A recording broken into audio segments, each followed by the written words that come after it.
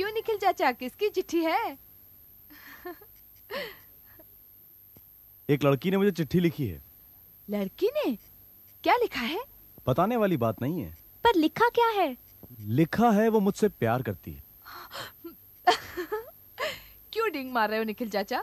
तुम्हें और कोई लड़की प्यार करेगी? क्यों नहीं करेगी भाई? देखने में इतना बुरा हूं क्या मैं? अच्छा अच्छा ठीक है, लेकिन ये चिट्ठी है किसकी? अरे कहा ना, एक लड़की की है। अरे मगर ये लड़की है कौन? कोई नाम वाम ही तो होगा। नाम नहीं मालूम, चिट्ठी में नाम लिखा ही नहीं उसने। फेंको मत, जरूर किसी कर्जदार की होगी और अब वो अपने रुपए वापस मांग रहा होगा। कर्जदार? ये देख, पढ़ अपनी आंखों से। लिखा है कि मैं एक लड़की हूं और मैं तुमसे प्यार करती हूं। मुझे चिट्ठी पढ़कर भी यकीन नहीं हो रहा कि कोई लड़की तुम्हें प्रेम निवेदन करेगी। मुझे तो लगता है कि लड़की तुम्हें उल्लू बना रही है। चल चल तू जा, तू ये सब नहीं समझेगी। ये बड़ा गूढ़ और गंभीर मामला है। प्यार का जन्म स्वर्ग में होता है, सुना है कभी तूने? हमें नहीं सुनना, चल। सनत भैया, गजब हो गया। क्या हुआ फिर? पेचिश? पेचिश नहीं भैया, एक लड़की मुझसे प्यार करती है। ये तो पेचिश से भी ज्यादा गंभीर है। बेवकूफ, बंगाल में ऐसी कोई लड़की नहीं तुझसे प्यार करेगी। क्या बात है बेनी माधव? उठो उठो। हाँ, आज फिर पेट में दर्द हो रहा है? उठो उठो उठो। यार क्या बताओ डॉक्टर सेन, आज सुबह करीब 5 बजे इतनी जोर से पेट में दर्द उठा, मैं चीख उठा। मेघराज को बुलाया, आपने दी हुई पहली दवा ली, कुछ आराम नहीं हुआ। अभी भी कभी कभी तेज मरोड़ आ रहे हैं। क्या बात है, क्या हो सकता है? 1 महीने पहले भी ऐसे हुआ था, क्या है? खाना क्या कर रहे हो? खाना पहले लड़की खाना बना के देती थी। पिछली बार जब दर्द हुआ तब उसका खाना बंद किया। अब बहू खाना बना के देती है। नहीं, दोनों के चूल्हे अलग अलग है। तो ये मुझे क्या क्या हो सकता है डॉक्टर? बात क्या है? क्या हो सकता है? यानी एलर्जी हो सकती है। हाँ। या बदहजमी हो सकती है। हाँ। या एक गिलास पानी ले आना। या क्या डॉक्टर? ये क्या? या जहर का असर हो सकता है। तुम मेरे नर्सिंग होम में एडमिट हो जाओ, इलाज और खाना दोनों बराबर मिलेगा। नहीं नहीं, अस्पताल नर्सिंग होम में जाऊंगा तो वापस नहीं आऊंगा। नहीं नहीं, यहाँ ही ठीक है, बस बस अस्पताल में। तुम्हारा गलत ख्याल है। खैर, ये दवाइयाँ मंगवा लो।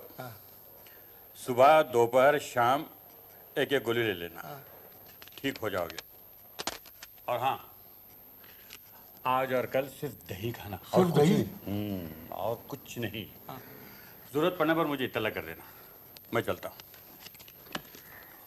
डॉक्टर, एक नहीं 2 बार ऐसा हुआ है। लड़का और लड़की इसी ताक में है कि मैं कब मरूंगा। मैं मर नहीं रहा, इसीलिए उतावले हो रहे। फिजूल की बातें बंद करो, तुम्हें कोई जहर नहीं दे रहा है।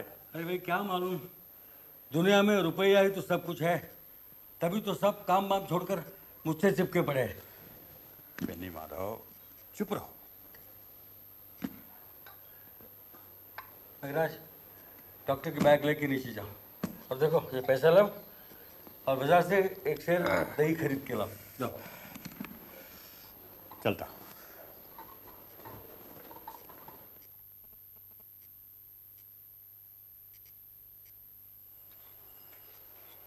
पिताजी।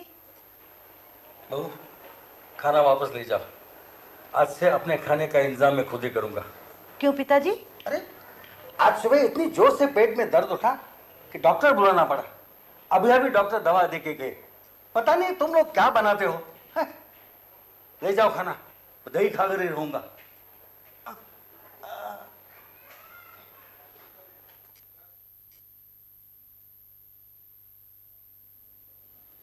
पिताजी, मुझे मालूम है भाभी के हाथ का खाना आपको हजम नहीं होगा।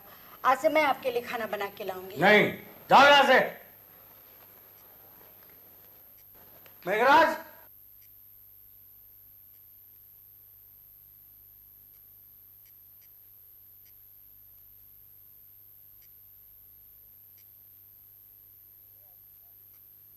मेघराज। हाँ, तेरी बीवी होगी ना?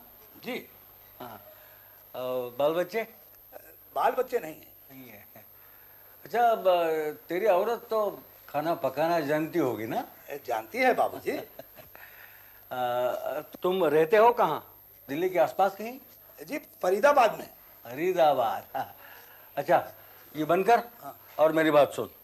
तुम दिल्ली जाओ और अपनी औरत को यहाँ ले आओ। तुम्हारी औरत मेरा खाना बनाएंगी। आज से तुम्हारी तनख्वाह डबल हो गई। हाँ, कल सुबह ही प्लेन से दिल्ली जाओ और औरत को लेके यहाँ फौरन लौट आओ। सारा खर्चा मैं करूँगा, ठीक है? ठीक है बाबू। आजा आजा, ले आए बाबूजी। जीते रहो बेटा। क्या नाम है तुम्हारा? फूलवती।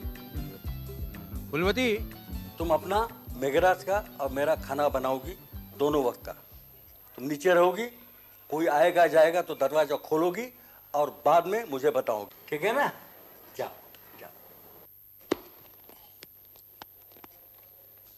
फूलवती जी। रात को आने में मुझे देर हो जाएगी। एक पार्टी में जा रहा हूँ। पार्टी कब खत्म होगी कह नहीं सकता। दरवाजा खटखटाऊं तो खोल देना।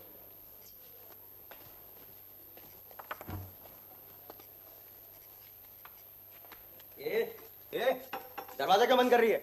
मुझे नहीं पहचानती? तू मेघराज की औरत है ना? जी। मुझे पहचान के रख। मेरा नाम मकरंद है। मैं कभी भी इस घर में आ जा सकता हूँ। मेरे लिए इस घर के दरवाजे हमेशा खुले रखने चाहिए, समझी?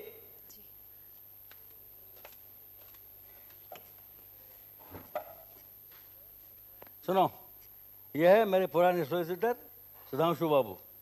सुधांशु, यह है मेरी बेटी गायत्री, इसका पति गंगाधर, इनकी बेटी झिल्ली, और ये बैठा है मेरा लड़का अजय, उसकी पत्नी आरती और उनका उजड्ड बेटा मकरन। ये मेरे पास बैठी है इनकी बेटी लावनी। यही मेरा पूरा परिवार है। नीचे दो लड़के रहते हैं, सनत और निखिल, वो मेरे मामा के तरफ से रिश्तेदार है। तुम सब लोगों को यहाँ बुलाया गया है क्योंकि मैं अपनी वसीयत बनाना चाहता हूँ। मेरी मौत के बाद मेरे नगद रुपए किसी को भी नहीं मिलेंगे। अब तक जो कुछ हर महीने मिलता है वो भी मिलता रहेगा। जब तक तुम लोग जिंदा हो तब तक ये मकान है तुम्हारे रहने के लिए, लेकिन इसे कोई बेच नहीं सकते। लावनी और झिल्ली के लिए मैंने बीमा कर रखा है। 21 साल होने पर दोनों को 50-50 हजार मिल जाएंगे। इन दोनों की शादी मैं करवा दूंगा। तुम लोगों को चिंता करने की जरूरत नहीं। लावनी के लिए एक अच्छा सा लड़का देख रखा है, मिलिट्री में लेफ्टिनेंट है। हाँ, झिल्ली के लिए अब तक कोई नजर नहीं आ रहा है, लेकिन मिलते ही दोनों की शादी एक साथ करवा दूंगा। मकरन के लिए भी मैंने 50 हजार अलग रखे हैं। उसकी पढ़ाई का खर्चा भी मैं करने को तैयार हूँ, लेकिन उसकी कॉलेज से रिपोर्ट मिलती रहती है कि वो कॉलेज नहीं जाता, दंगा फसाद करता रहता है। अगर यही रवैया रहा तो मैं उसको भी कुछ नहीं दूंगा। मुझे कुछ नहीं चाहिए, मैं थूकता हूँ आपके रुपयों पर। देखा देखा बदमाश को, तुमने यही शिक्षा दिया बेटे को। पिताजी आप परेशान मत होइए, मैं समझा दूंगा। ये उम्र ही ऐसी है पिताजी। तुम क्या खाक समझाओगे? घर में कभी रहते भी हो? कहूँगा तुम्हें तो खुश होना चाहिए। जी, आपकी धन संपत्ति है, जैसे ठीक समझे करें, हम क्या कह सकते हैं। वैसे रुपए की कीमत तो घटती जा रही। नहीं पिताजी, आपकी समझ में जो आए वही आप कीजिए, हम आपके साथ हैं। क्या वसीयत में दस्तखत हो गए हैं? मैं परसों वसीयतनामा बनाकर ले आऊंगा, तभी ये दस्तखत कर देंगे। 2 गवाह भी साथ ले आऊंगा। हाँ हाँ, एक बात और बता देता हूँ। वसीयत में एक शर्त होगी, अगर मेरी मौत कुदरतन न हो, मतलब जहर देकर या किसी और तरीके से मैं मार डाला गया, तो किसी को एक पैसा भी नहीं मिलेगा। सारी संपत्ति कलकत्ता यूनिवर्सिटी को दी जाएगी, समझे? अच्छा, मैं परसों आता हूँ, इसी वक्त वसीयतनामा बनाकर लाऊंगा। ठीक है, चलिए। बेबी जी, कहाँ जा रही हो? चुप, आहिस्ता बोल। हम सिनेमा देखने जा रहे हैं। ये कौन है? ये मुझे नाच सिखाता है। ये नाच का सिनेमा है, इसीलिए साथ जा रहे हैं। चलो। इस लड़के से ही मेरी शादी होने वाली है। हम रात को बाहर गए थे, ऊपर दद्दू से मत बताना।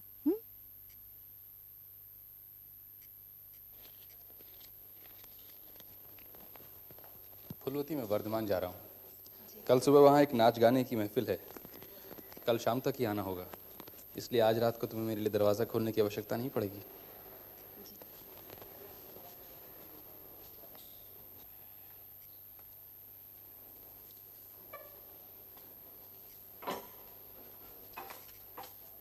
दरवाजा बंद कर दे। रात को अगर कोई आए और मेरे बारे में पूछे तो कहना कि मैं नहीं हूं।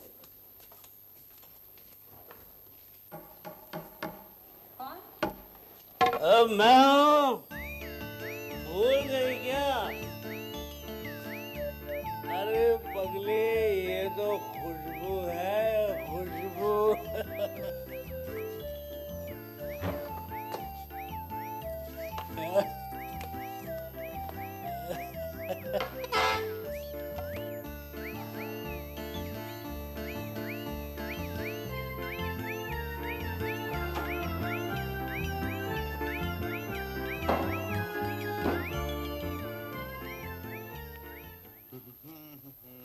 भाई अब तुम्हारा काम शुरू, हमारा खत्म।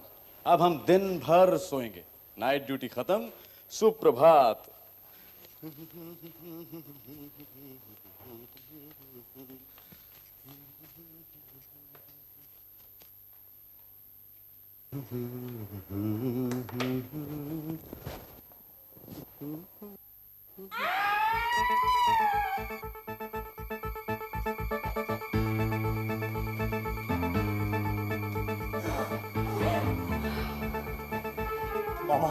मामा को तो कुछ नहीं हुआ।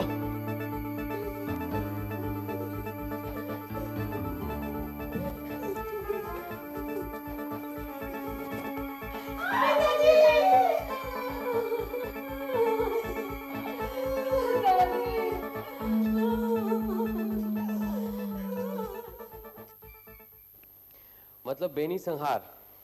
हाँ, ठीक ही कहा है, बेनी संहार और साथ साथ मेघराज वध भी।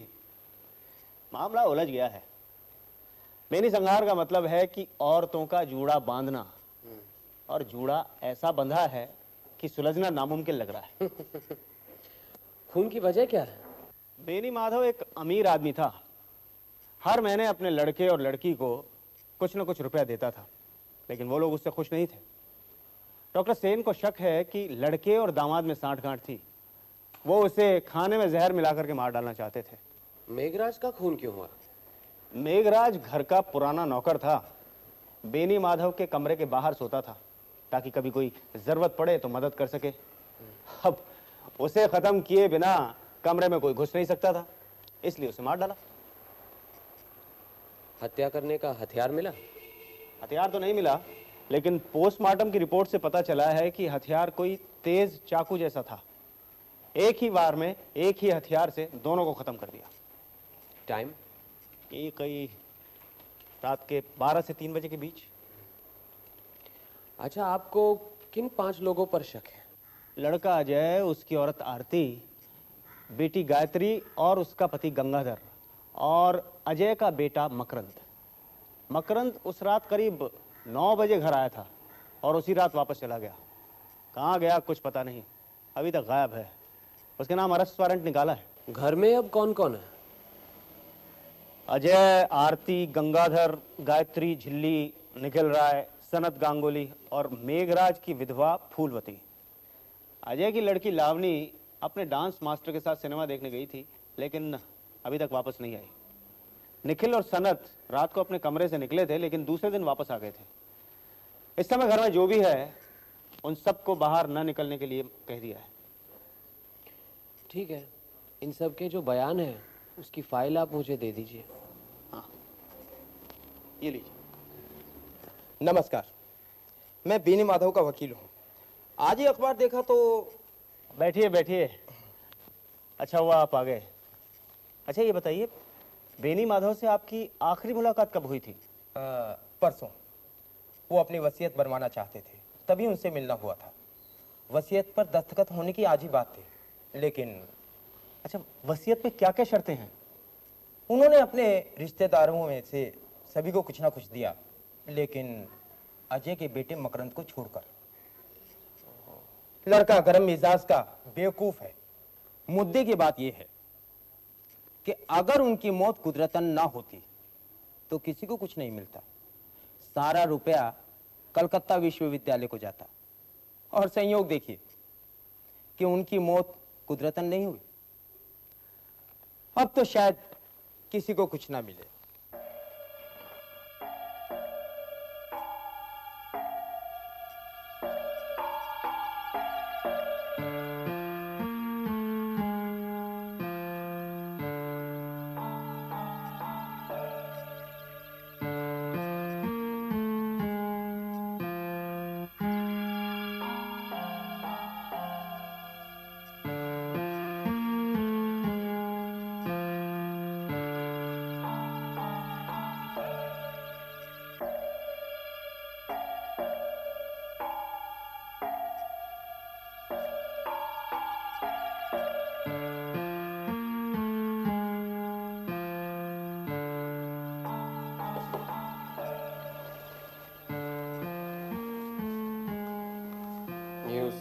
खोल कर देखा था आपने? नहीं तो, लेकिन बेनी माधव खुद दाढ़ी नहीं बनाता था। मेघराज रोज सुबह उसकी दाढ़ी बनाता था।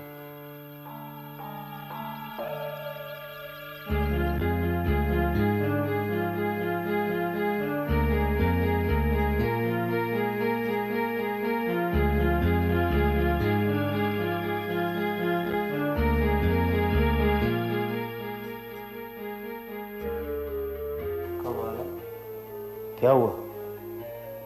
इस पर तो उंगलियों के निशान नहीं।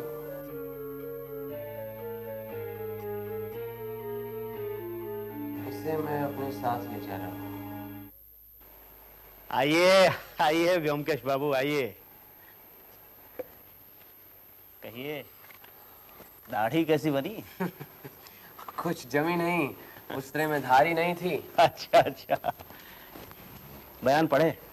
पढ़ तो लिए, बस फूलवती से 2-1 सवाल और करने हैं। अच्छा। सर, रेस के मैदान में खूब तेजी से ये बाजी लगा रहा था। इसके जेब में से ये सब 5 और 10 के नोट निकले सर। तुम्हारा नाम मकरंद चक्रवर्ती है? ये रुपए कहां से है? जिस रात तुम्हारे दद्दा का खून हुआ उस रात करीब 9 बजे तुम घर पर आए थे और आधी रात को चुपचाप वापस चले गए थे। क्या ये सच है? बिल्कुल झूठ। फूलवती ने झूठ बोला है। अच्छा, फूलवती ने हमें बताया, ये तुम्हें कैसे पता चला?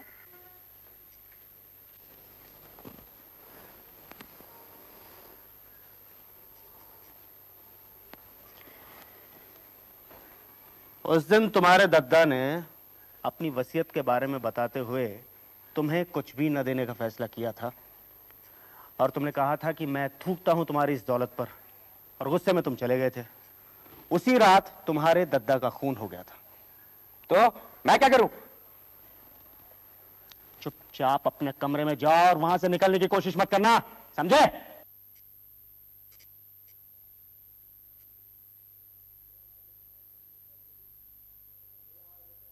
फूलवती, ये हमारे मित्र हैं व्योमकेश बाबू, तुमसे 2-4 सवाल पूछना चाहते हैं।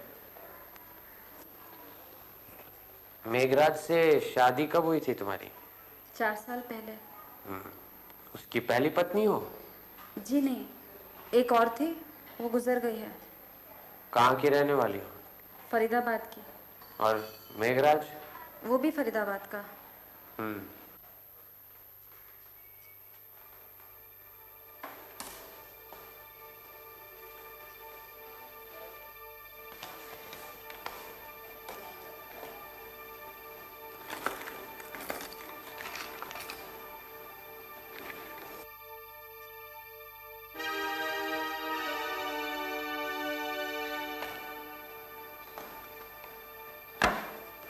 ये बक्सा आपका है?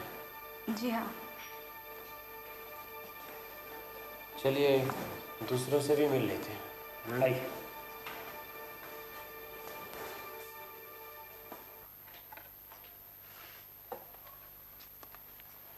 क्यों जनाब, शाम को दाढ़ी बना रहे हैं? रात का पंछी हूं ना, इसलिए शाम को बना रहा हूं। जो लोग दिन में काम करते हैं वो सुबह बनाते हैं। इंस्पेक्टर साहब, आप मुझे ऑफिस जाने दीजिए ना, मैं कसम से कहता हूं कहीं नहीं भागूंगा। चाहे तो आप 2 सिपाही लगा दीजिए मेरे साथ। अरे अरे, ऑफिस जाने की इतनी जल्दी क्या है? असल में ऑफिस में कई अविवाहित लड़कियां काम करती हैं ना, मैं उनमें से एक को ढूंढ रहा हूं जो मुझे बेनामी चिट्ठी लिखती है। बस मिलते ही मैं उससे शादी कर लूंगा। मामला रहस्यमय लगता है, क्यों ब्योमकेश बाबू? ब्योमकेश बाबू, आप ही सत्यन्वेषी ब्योमकेश बख्शी हैं? आपको मेरी बेनामी चिट्ठी की गुत्थी सुलझानी पड़ेगी, वरना मैं मर जाऊंगा। 4 चिट्ठियां आ चुकी हैं। कहाँ है वो चिट्ठी? ये रही। इन्हें मैं रखता हूँ, मैं पूरा पता लगाने की कोशिश करूंगा। जी। फिलहाल आप कहीं नहीं जाएंगे, यहीं पर रहिएगा। मैं दफ्तर में जाकर तहकीकात करूंगा। आपके पास बरसाती है? रेनकोट? रेनकोट? आप रेनकोट से लड़की का पता लगाएंगे? नहीं, लड़की का नहीं, किसी और का है आपके पास? एक थी तो सही। छाता है, छाता चलेगा? नहीं, रेनकोट। और ये आप उस्त्रे का इस्तेमाल करते हैं? तो फिर किसका करूं? जब आपकी दाढ़ी आनी शुरू हुई थी तो इस उस्त्रे का रिवाज चला गया था। जाइए, रेनकोट लाइए। ब्योमकेश बाबू, ये रेनकोट क्यों इकट्ठा कर रहे हैं? जो आदमी छुरा या उस्त्रे से गला काटने जा रहा है, उसे जरूर मालूम है कि गला काटने से खून फव्वारे जैसा उछलेगा, उसके बदन पर भी लगेगा। इसलिए जरूर वो रेनकोट या ऐसी कोई चीज का इस्तेमाल करेगा जिस पर अगर खून के दाग या धब्बे लग भी गए तो आसानी से धोए जा सके। समझे? सनद से रेनकोट भी हासिल कर ले।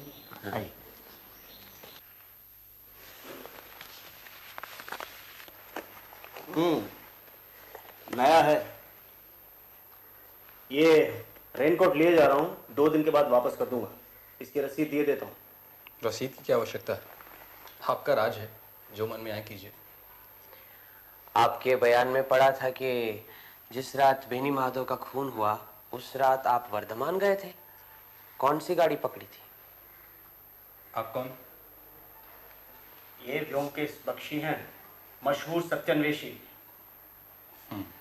नाम सुना है, लेकिन मैं जासूसी कहानियां नहीं पढ़ता। क्या कह रहे थे आप उस रात वर्धमान गए थे, किस गाड़ी से? रात 10:30 की गाड़ी से। तो आपने अगले दिन 6 बजे की गाड़ी क्यों नहीं पकड़ी? सुबह की गाड़ी अगर पकड़ता तो वक्त से पहुंच नहीं पाता। मजलिस सुबह की थी। वहां क्या आपकी कोई रहने की जगह है? जी नहीं, रात मैंने रेलवे प्लेटफॉर्म पर एक बेंच पर काटी। तो चाय के स्टॉल में चाय तो पी होगी? मैं चाय नहीं पीता। अच्छा, आप कहते हैं आप उस रात 10:30 बजे गए थे, इस बात का कोई गवाह है? गवाह की क्या आवश्यकता है? आप क्या सोचते हैं मामा का खून मैंने किया है? चलो इंस्पेक्टर, ऊपर चलते हैं। नहीं, ये कोट बाहर गोविंद को देते।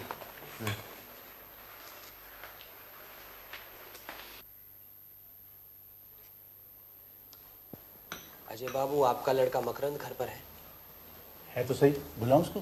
नहीं, जरूरत नहीं। कॉलेज में पढ़ता है तो बारिश में रेनकोट का इस्तेमाल तो करता होगा। आप उसका रेनकोट दिखा दीजिए हमें। हाँ, 1.5-2 साल पहले इसको खरीद के दिया तो था, होना तो चाहिए। अरे मकरंद बेटा, वो बेटा अपना रेनकोट लाइन को दिखा। वो तो कब का फट गया, अब नहीं है। आपका अपना तो होगा। हाँ, मेरा तो होना चाहिए। अरे बेटा देख, अपनी माँ से पूछ, मेरा रेनकोट लेके आ, यहीं कहीं पड़ा होगा। सुनो, अपनी माँ और बहन का भी साथ लेते आना। अरे भाई, अब क्या चाहिए? ये हमारे साथी हैं ब्योमकेश बख्शी। साथी हैं तो मैं क्या करूं? आपको मालूम होना चाहिए कि हम आपको बेनी माधव बाबू की हत्या के जुर्म में गिरफ्तार भी कर सकते हैं। जी हाँ, मैंने कुछ नहीं किया, मुझे कुछ नहीं मालूम। मैं उन्हें इस दुनिया से हटा देने में आपका भी स्वार्थ है और अजय बाबू का भी, लेकिन वो लड़के हैं, आप दामाद, इसलिए ज्यादा शक आप पर है। आपके सर पर फांसी का फंदा लटक रहा है, इसलिए ज्यादा गर्मी मत दिखाइए। क्या जानना चाहते हैं आप? मुझसे पूछिए। आप बेनी माधव बाबू की बेटी है ना, गायत्री। आप तो जानती हैं कि वसीयत पर दस्तखत करने से पहले ही आपके पिताजी का खून हो गया, लेकिन इससे पहले कोई वसीयत थी या नहीं, इसके बारे में आपको क्या मालूम? मेरे ससुर बिना वसीयत बनाए ही गुजर गए थे, इंटरस्टेट। तुम चुप रहो जी।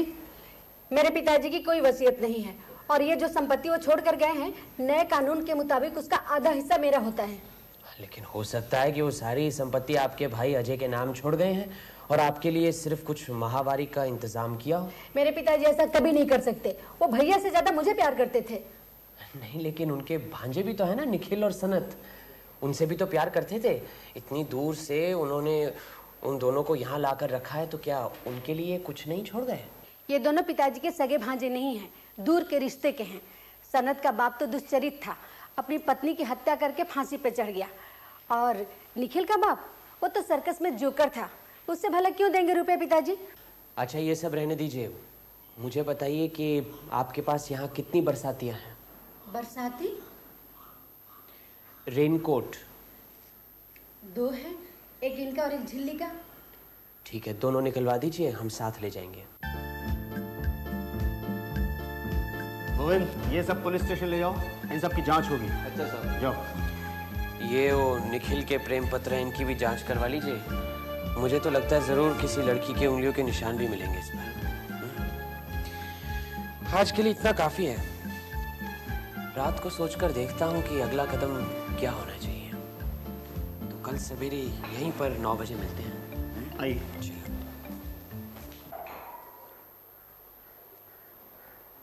आइए आइए ब्योमकेश बाबू, आइए। मैं आप ही का इंतजार कर रहा था। क्या हुआ? सुबह सुबह यहाँ पहुंचा तो मुझे फूलवती ने बताया कि उसके कमरे से उसके साज श्रृंगार का बक्सा चोरी हो गया है। साज श्रृंगार का बक्सा कैसे चोरी हुआ? पता नहीं, मैं इन लोगों से यही पूछ रहा था। भाई, तुम लोगों को कुछ मालूम है क्या? मुझे क्या मालूम? मैं कभी फूलवती के कमरे के अंदर तक गया नहीं। अंदर कौन सी चीज कहाँ रखी है मुझे क्या मालूम? दुआई है इंस्पेक्टर साहब, बाल संवार कर बिंदिया लगाकर आने वाली अभी आई कहाँ है, तो मैं साज श्रृंगार के बक्से का क्या करूँ?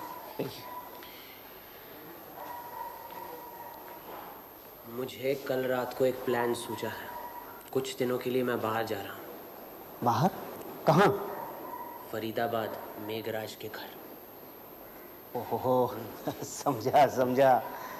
मैं तो कहता हूँ आप आज ही चले जाइए, टिकट का इंतजाम मैं कर देता हूँ। हाँ? कैसे हैं? आइए ब्योमकेश बाबू, आपने 5 दिन लगा दिए। अजी 5 दिन तो लगा दिए, लेकिन काम पूरा हो गया। हाँ, ये हिम्मत लाल है, आप इसे संभालिए। चोर या खूनी नहीं है, हमारे बड़े काम का आदमी है। हाँ? अच्छा, आज शाम को 4 बजे बेनी माधव की बैठक में एक ड्रामा होगा। हाँ, आप बनेंगे स्टेज मैनेजर। आप सब लोगों को जानकर खुशी होगी कि बेनी माधव जी के हत्यारे का पता चल गया है। हत्यारे के खिलाफ हमने सबूत भी हासिल कर लिए हैं और हत्यारा इसी कमरे में मौजूद है।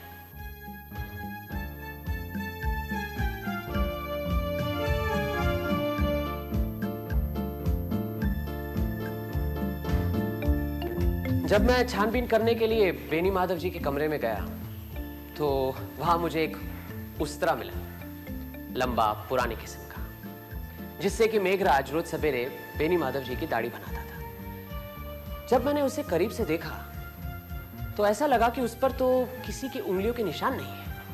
किसी ने बड़ी चतुराई से उंगलियों के निशान मिटाकर उसे वापस रख दिया था। क्यों?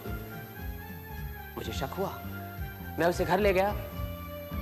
उससे दाढ़ी बनवानी चाहिए, लेकिन उसकी तो धार ही उतर गई थी। दाढ़ी क्या, उससे तो पेंसिल भी नहीं बनवा सकते थे। फिर मुझे यकीन हो गया कि जरूर इसी उस्तरे के साथ ही किसी ने उन दोनों आदमियों का गला काट दिया है। लेकिन अब सवाल ये उठता है कि उस्तरा था कमरे के अंदर और खूनी आया कमरे के बाहर से, तो फिर कमरे में घुसने से पहले उसने उस्तरा हासिल कैसे किया? किसी ने जरूर उसे बाहर निकाला होगा। किसने निकाला? उसी दिन मेघराज ने सवेरे बेनी माधव जी की दाढ़ी बनाई थी और बेनी माधव जी के कमरे में सिर्फ 2 लोग जाते थे, एक तो मेघराज और एक फूलवती।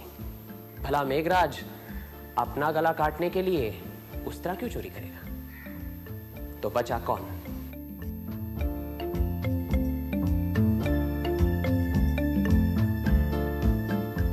एक बात समझ में नहीं आई, हत्यारा उस तरह से ही क्यों खून करने लगा? कोई और औजार नहीं मिला उसे? हत्यारा बहुत ही चतुर है। उसे मालूम है कि हत्या करने का औजार इतनी आसानी से छुपाया नहीं जा सकता। इसीलिए उसने बेनी माधव जी के उस्तरे का ही इस्तेमाल किया। उसी से उनका गला काटकर उसे वापस उसी जगह पर रख दिया, ताकि किसी को ख्याल भी नहीं आएगा कि हत्या उसी उस्तरे से की गई है और पुलिस अंधेरे में टटोलती रह जाएगी। क्यों, आई बात समझ में?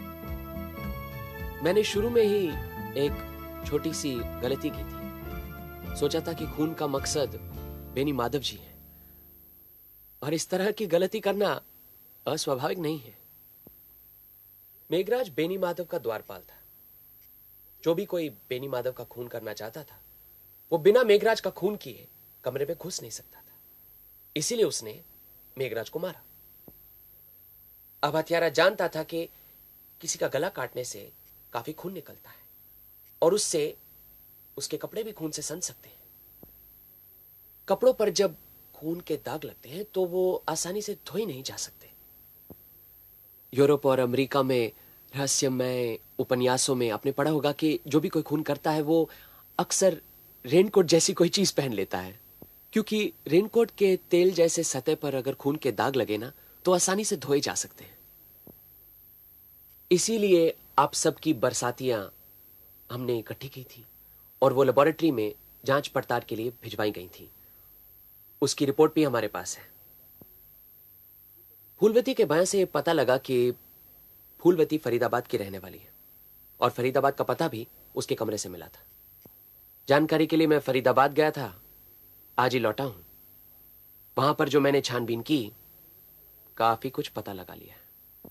हमें यह पता लगा है कि फूलवती मेघराज की पत्नी नहीं है।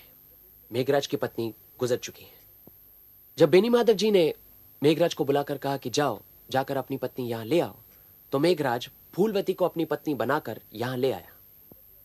फूलवती का भी पति है। फूलवती और मेघराज में पहले से ही संबंध रहे हैं।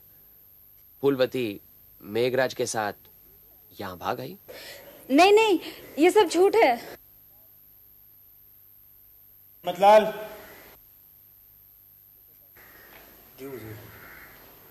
इसे पहचानती हो?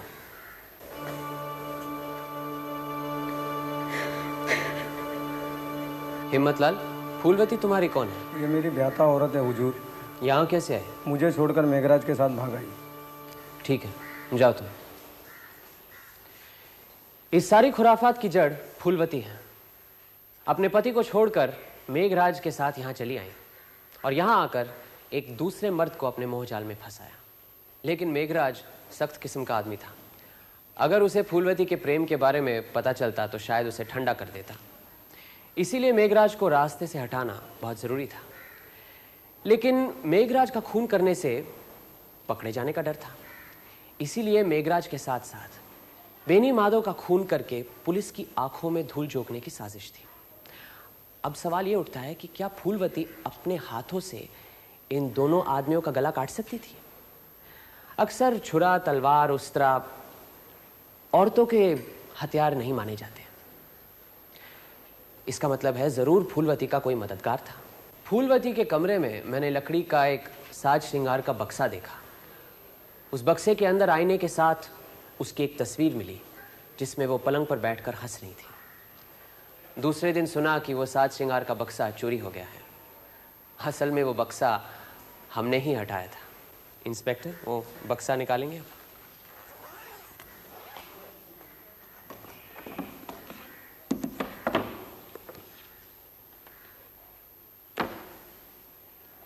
ये वो तस्वीर है।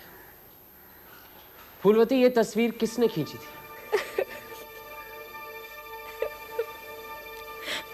सनत बाबू, आप तो फोटोग्राफी के कदरदान हैं, विशेषज्ञ भी।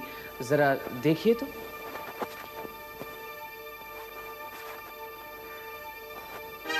फूलवती की तस्वीर।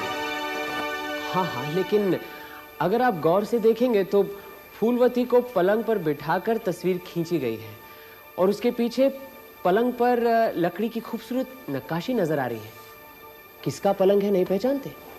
आप कहना क्या चाहते हैं? आपने रात को अपने कमरे में फूलवती को अपने पलंग पर बिठाकर फ्लैश से तस्वीर खींची थी। आप ही उसके गुप्त प्रेमी हैं। जब मेघराज बेनी माधव जी के कमरे के दरवाजे पर सोता था तो फूलवती आपके कमरे में जाती थी। उससे क्या साबित होता है? मामा का खून मैंने किया है। सारा दोष फूलवती को नहीं दूंगा। आप तो उसके प्यार में इतने पागल हैं कि दिमागी संतुलन खो बैठे हैं। मेघराज का खून करके उसे पाना चाहते थे। शायद ये सोचा होगा कि खून का मामला सब निपट जाए तो उसे लेकर कहीं भाग जाएंगे। मैंने खून नहीं किया है। आपकी रगों में खूनी का खून है। आपके पिता आपकी माँ का खून करके फांसी पर लटक गए थे। मैं आपसे कह रहा हूँ मैंने खून नहीं किया है। खून फूलवती ने किया है। नहीं नहीं नहीं, ये सब झूठ है। ये बिल्कुल ठीक कह रही है। इसने अपने हाथों से खून नहीं किया, खून किया है आपने। कोई सबूत है आपके पास? जी हाँ, एक छोटा सा सबूत है। खून करने के बाद आपने रेनकोट की अच्छी तरह से धुलाई तो कर दी, लेकिन उसके जेब में 2-3 बूंदें खून की रह गई। जांच पड़ताल के बाद हमें पता चला है कि वो खून बेनी माधव जी के खून से मिलता है। हाँ हाँ, खून सनत बाबू ने किया है। मुझे कुछ नहीं मालूम, मैं बेकसूर हूँ। पकड़ो।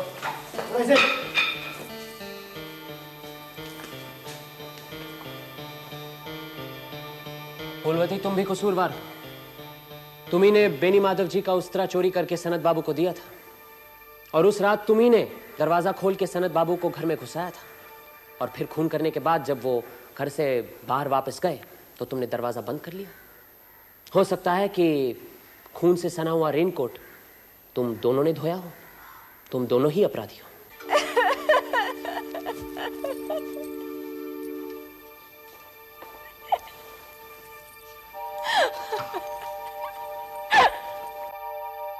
चलिए, मुझे इजाजत दीजिए। व्योमकेश बाबू, मेरा क्या होगा? चिट्ठी लिखने वाली कौन है, आपने बताया ही नहीं। अरे हाँ अच्छा, ये बताओ मुझे कि अगर मैंने तुम्हें बता दिया कि चिट्ठी लिखने वाली कौन है तो तुम क्या करोगे? क्या करूंगा? शादी करूंगा उससे, और क्या। व्योमकेश बाबू, लड़की चाहे लूली लंगड़ी बहरी कैसी भी हो, मैं उससे शादी कर लूंगा। तो बस समझ लो कि लड़की का पता चल गया। ए झिल्ली, इधर आ। ये रही तुम्हारी बेनामी चिट्ठियों की रचयिता। पकड़ो इसे। ये झिल्ली? झिल्ली मुझे चिट्ठियां लिखती थी? झिल्ली मुझसे प्यार करती है? पर व्योमकेश बाबू, झिल्ली तो मेरी भांजी है। अरे घबराओ मत, बड़ी समझदार लड़की है। हाँ? बिन सोचे समझे उसने अपना दिल नहीं दिया। जानता हूँ तुम्हारा मामा भांजी का रिश्ता है, लेकिन रिश्ता बहुत दूर का है। कानूनन शादी करने से कोई अड़चन नहीं है, समझे? कमाल की हैं आजकल की लड़कियां। इतने दिनों से नकेल डालकर घुमा रही थी मुझे। खैर, शादी हो जाए तो फिर मैं भी देख लूंगा। देखा क्या कह रहा है? लेकिन ब्योमकेश बाबू, चिट्ठी मैंने लिखी है, ये आपको कैसे पता चला? अरे बेवकूफ, सारी चिट्ठियों पर तो तुम्हारे उंगलियों के निशान थे, हैं? और फिर लिखाई भी तुम्हारी थी, है ना?